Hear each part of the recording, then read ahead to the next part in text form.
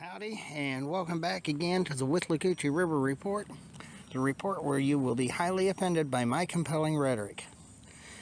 Well, we had a train show this last weekend. It's now May 22nd. The show was on the 18th, on Saturday, and I'm going to take you there. It was a pretty good show if you're an O-gauger and into Lionel, and they didn't even have as much S-gauge there as they did up in Crystal River. We had the show over here at our fairgrounds here in Hernando County, over here in Brooksville. So it was a pretty decent show. We did okay on the financial end of it, which is always a good thing. And we did very well, almost as well as we did in Crystal River. And considering we're just about out of stock on everything, I'm going to have to stock up for next year.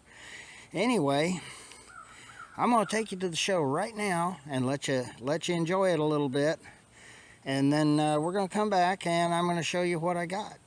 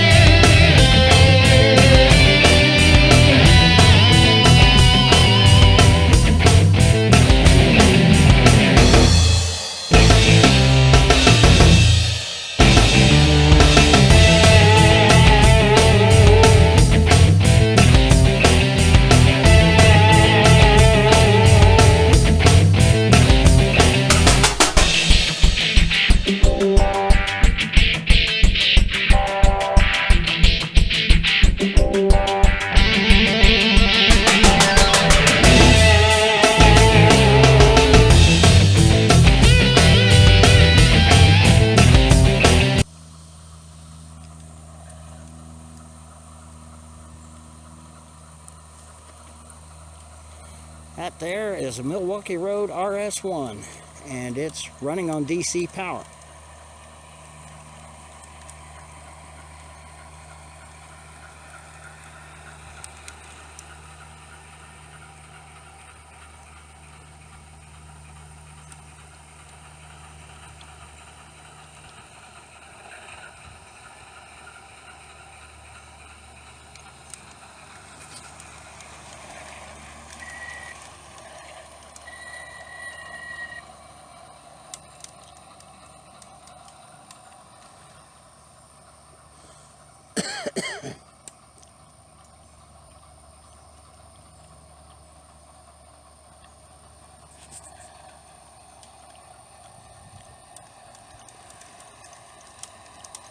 That one's running beautifully on DC power.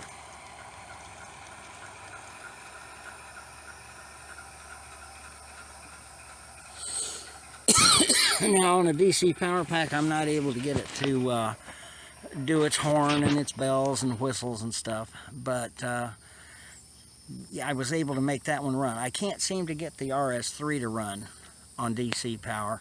I haven't tested it on the AC power yet, but I can't seem to get it to run on DC power.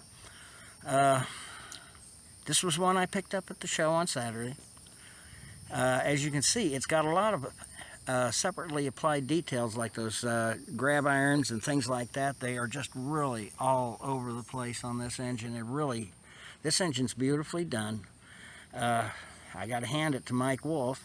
Now this one has PS2 in it, so that's probably why I'm able to work it with the DC power pack. It's got a painted crew figures in it, and things of that nature. Like I said, it's a nicely detailed engine. I imagine this one, if it's the same shell and frame and everything that their old, back in the old days, what was it, the old Premier RS1. This one here, I believe, is a Rail King, but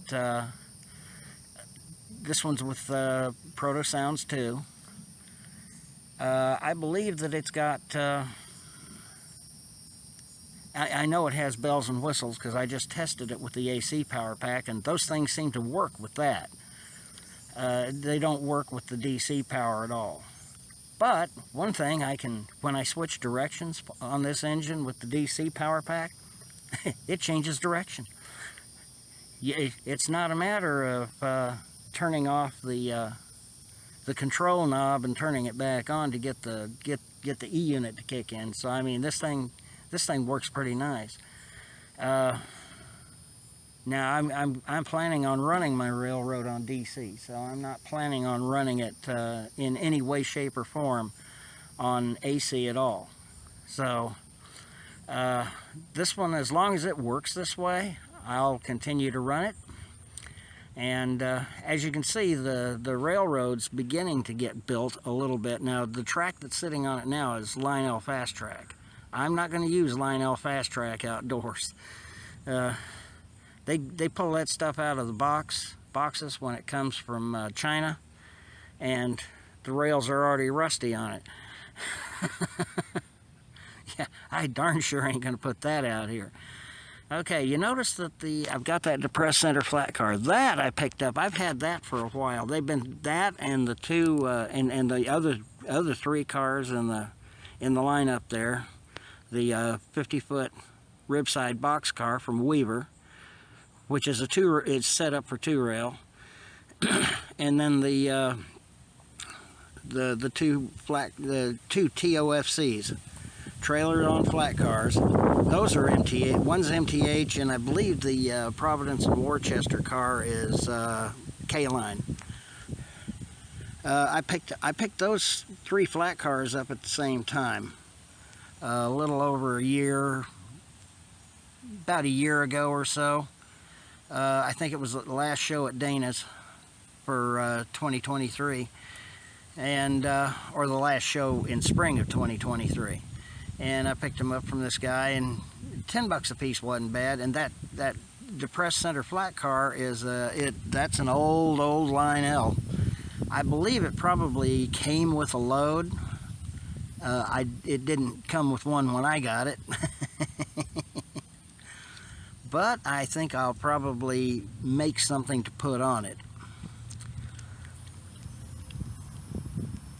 Anyway, my plan is to actually run Gargrave's track outdoors. Yeah, I know. I can hear it now. Well, your wood will get all rotted out. No, not if you keep it treated. I know people who do that. So And then the caboose, I am considering, I mean, I don't do Canadian roads, so my caboose there, I think I may take and paint it orange and put some Milwaukee Road graphics on it, so I'll have a caboose for my Milwaukee Road RS1. I've got cabooses. I've got 2 cabooses for my Penzi RS3. What I'm considering doing is gutting the RS3, getting all that PS1 junk out of it, and seeing if it'll do okay that way. It should. It's got CAN motors in it, so it's a matter of just, you know, wiring those in series and going with it. Anyway, I thought I'd bring you up to date. Also, throughout the summer, I plan on doing a few other programs like on this channel. I've been thinking very strongly of starting to do new episodes of my old show, Resurrecting the Dinosaurs. That's a show where I take a junker. It can be a piece of rolling stock. It can be a locomotive. It can be a building, for that matter. I take junkers and I bring it back basically from the dead. And it's something to look out for. And I hope that I can bring it back and y'all will enjoy it. So in the meantime, I've got to go now. Wife is screaming for breakfast, as usual. I think she wants quesadillas. I wished I hadn't learned how to make those. Anyway, she wants egg and cheese quesadillas. Figures, huh? That does sound good, though.